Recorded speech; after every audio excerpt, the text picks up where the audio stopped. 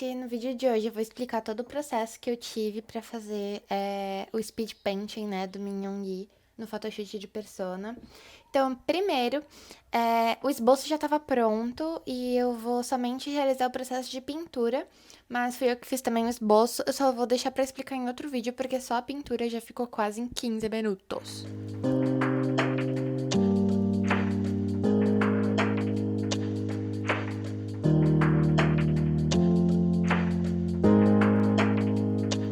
Eu comecei usando os materiais mais baratos possíveis e acho que eu tinha só uma caixa de lápis de cor da Faber-Castell que eu ganhei nos meus 15 anos de aniversário, daí eu comecei a utilizar ele, mas antes disso eu utilizava os lápis de cores do governo mesmo.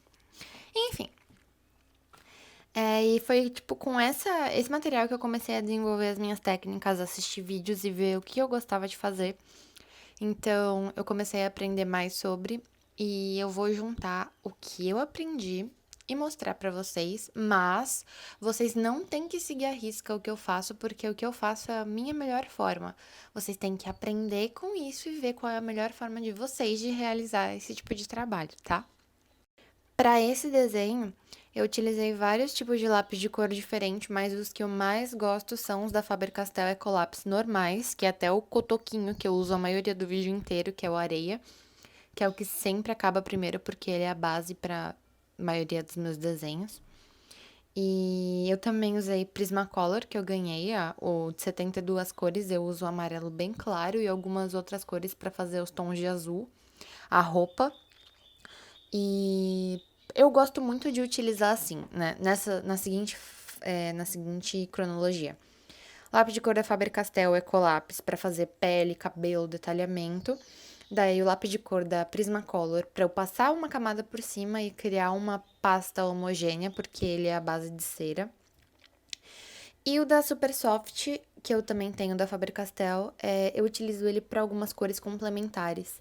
Porque para mim ele é bem parecido com o da Ecolab, só que ele esfarela mais, porque justamente pelo fato dele ser super soft, né? Ele é super suave, então ele tem uma. Ele é mais macio de pintar. Eu gosto, mas não gosto muito. Eu utilizo bastante também marcadores da Copic e da Le Plume. Eu vou deixar na descrição onde eu comprei os da Le Plume, porque é da editora Cras e eu gosto bastante deles. E eles são mais em conta, né? São mais baratinhos. Mas não são tão baratos também, mas é um investimento que vale a pena.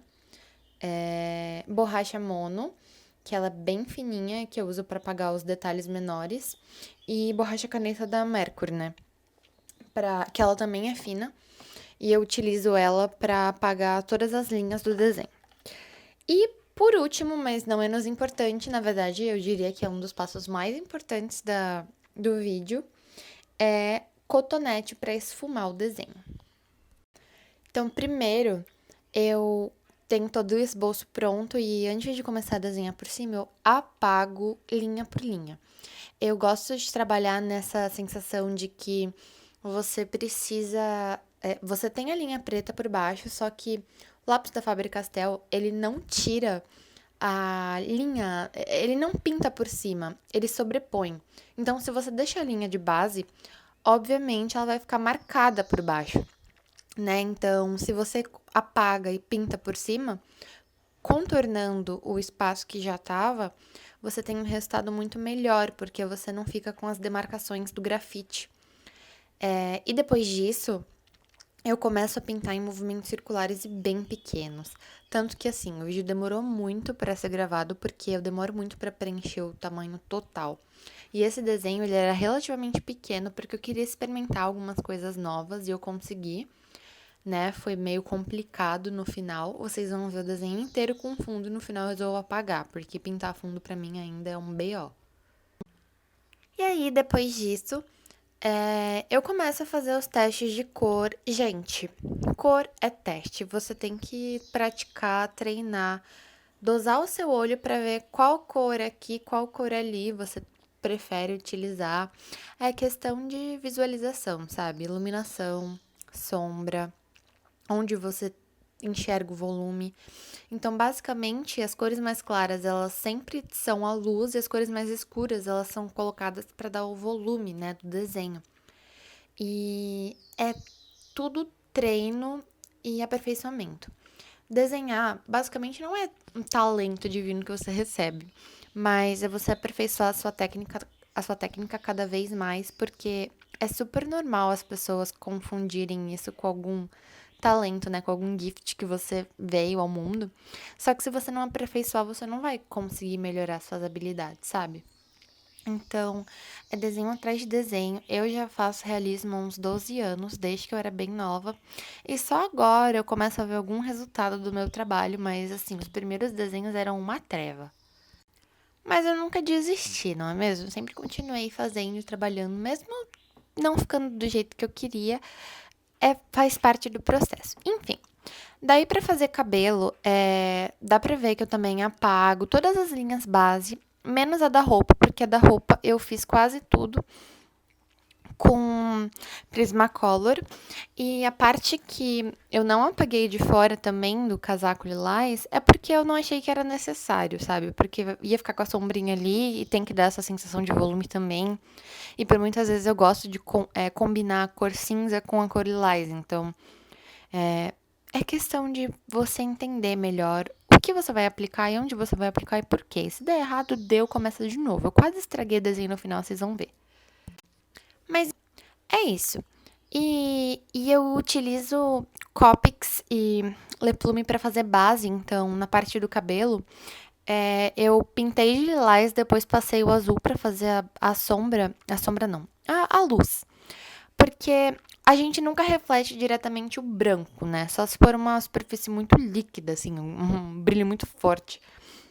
E nosso cabelo, se você for reparar, ele sempre vai refletir um tom claro do que ele tá mostrando ali. Então, no lilás, se você for ver na foto original, ele não reflete em momento algum os fios brancos, né? Mas ele reflete os fios azulados, é um tom meio marrom, é um tom, sei lá, são vários tons de várias cores, e aí por observação eu cheguei nessas cores que eu tô aplicando ali, que não são 100% fiéis também, porque eu não gosto de fazer um hiperrealismo. Eu gosto de testar. Na maioria das vezes eu troco a cor dos cabelos nos meus desenhos, eu faço do meu jeito, sabe? Mas enfim, é isso. É teste. As dicas mais importantes são essas: de apagar a linha, pintar circulando ou da melhor forma que você encontrar, mas que preenche espaço. E o cotonete ele serve para você preencher os poros da folha. As folhas, elas mesmo sendo lisas, elas têm um certo poro e o pigmento ele é bom para dissolver. Então, quando você passa o cotonete, você ajuda a dissolver esse pigmento que por muitas vezes pode ter ficado preso na folha, sabe? E aí, quando você fica esfumando, é como se fosse um esfuminho no grafite, só que é o cotonete na mina colorida. É isso. Eu espero que vocês tenham gostado do vídeo. Eu não vou me prolongar mais em relação às coisas para ensinar, porque eu acho que ele é bem visual. Eu vou separar alguns outros vídeos no canal, fazer alguns sketches para explicar para vocês como eu faço tais coisas, se eu prefiro fazer de um jeito ou de outro, porque aí eu acho que fica mais didático e para vocês não enjoarem também da minha voz, né? Porque é meio chata.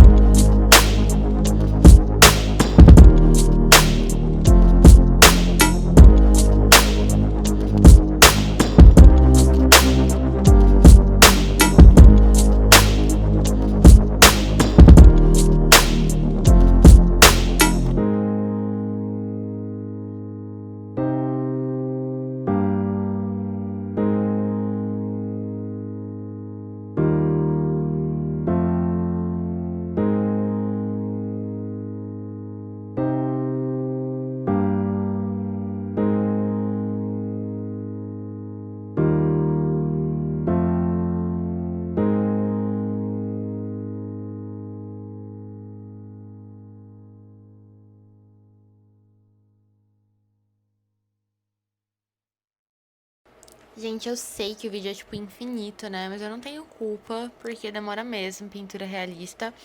E eu esqueci só de falar um adendo. No finalzinho do vídeo, eu uso uma caneta, que ela é a Posca, pra fazer brilho e dar uma sensação de glow no Yon. Então, pra vocês saberem também qual é a caneta que ficou faltando, é a Posca branca, a ponta mais fina que tem.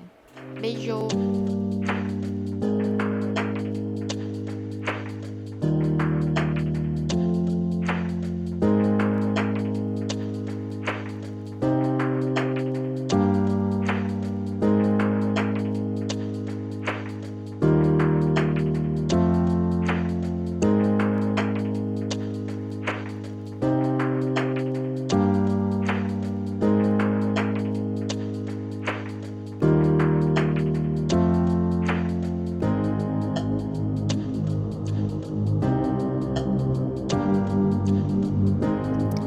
Beijos no coração, beijos de luz e até o próximo vídeo. Se você gostou, inclusive, se inscreve no canal, ativa as notificações e assiste os vídeos, porque eu preciso de 4.000 horas, é muita coisa. Mas enfim, não é mesmo? Obrigada por ter vindo até aqui. Obrigada por estar acompanhando o meu trabalho e eu sou extremamente grata de todo o meu coraçãozinho. Beijo!